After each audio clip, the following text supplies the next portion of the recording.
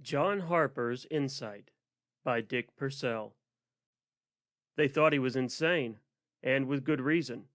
Here was a man who'd spent his life in a machine shop, coming down one morning to say in all apparent sincerity, "I've decided to become a concert pianist."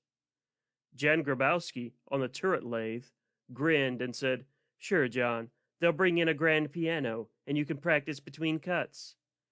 "They laughed when I sat down to the piano," someone bellowed, and there was general laughter, and the thing was forgotten. But later, when he told the boss he was quitting, they looked at each other in amazement. He'd evidently gone mad, and that was no laughing matter, because they liked John. Sam Payne, harassed plant manager, still found time to be human. When he discovered John was serious, he sat down and gave him half an hour, figuring he could find the quirk and straighten the man out. As they went to his office, he swiftly classified his employee.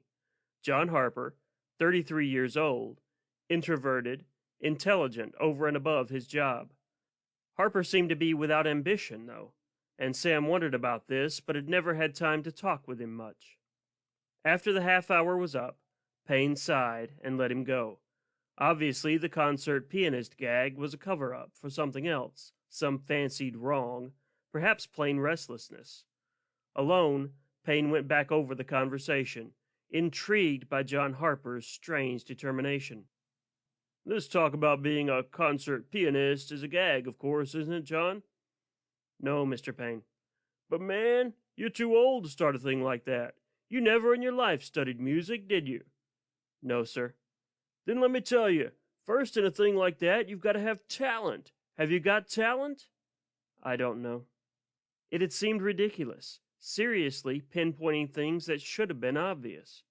"Well, let's say you have, just for argument's sake. All right? Talent has to be caught early and nourished, like a seed. Get what I mean? A man can't start at your age and get any place in a game the experts started in at 8 or 9 as children." "You may be right, Mr. Payne, but maybe that doesn't apply to me. Maybe it does, of course, but I've got to find out." Sam Payne gave up. He told John Harper his job would be waiting when he wanted it again, even gave him an extra week's pay, but that was to salve his conscience, because he felt he should bring in a psychiatrist at company expense to see what had gone wrong with Harper. Then he shrugged and put the thing out of his mind. Funny things happened in this day and age, he thought. The trouble was, he didn't really know John Harper. No one did. A bachelor, Harper lived alone, thought alone, and suffered alone. He hated the futility of his life, the work he was doing, the passing of unfulfilled days and nights. He felt a strong pull of destiny he could neither explain nor deny, an unreasoning certainty that he, John Harper, was meant for better things, or perhaps a single better thing. He lived with this certainty while the unfulfilled days and nights piled up, until the misery became a pain and possibly demanded some sort of recognition by its very existence. At any rate, the morning of the day he quit his job, he had just awakened to the old familiar dread of the day ahead, a dread almost akin to a physical sickness. He was sure he did not go back to sleep, but he clearly saw, on the floor within range of his eyes, a television set. The picture was bright and clear, a famous newscaster with the smile known from coast to coast and the rat-tat-tat voice that was his trademark. He was beginning his broadcast with the standard opening line.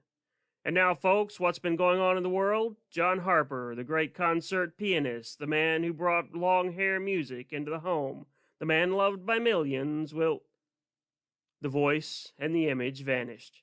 Then the set faded, and John Harper lay tense in the bed in his shoddy little room. But a different John Harper now. In an instant, he became a dedicated man, knowing he had been building up to this moment for years. This was the incident Sam Payne did not know of, nor did anyone except John Harper himself. He had a little money saved up, a few $100s, and he went straight to a music school. His difficulty was that he could not camouflage his ambition, or rather his intent, and after stating exactly what he proposed to do, he was turned down by 5 reputable maestros in a row. So he gave up seeking instruction and rented a piano, He was fortunately situated in that his room lay at the back of the resident hotel where he lived, and the walls were as thick as the building was old and shoddy looking. He bought some instruction books at a second-hand store and went to work.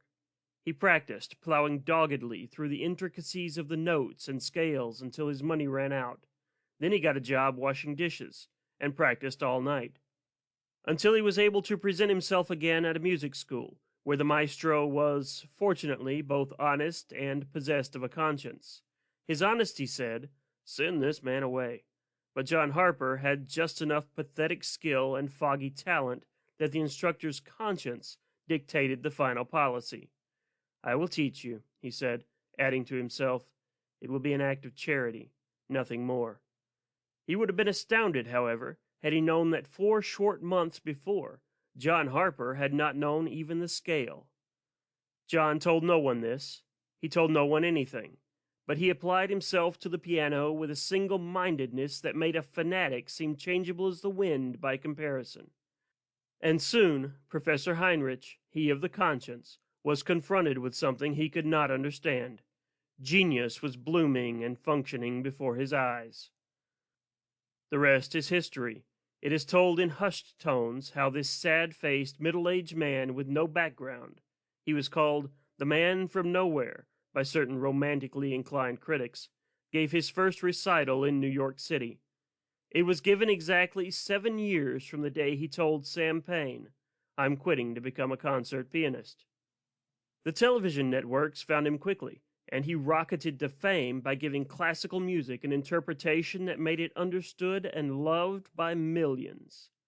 It was said that John Harper gave more musical pleasure to the world in his brief 2-year career than had any other genius in a natural span.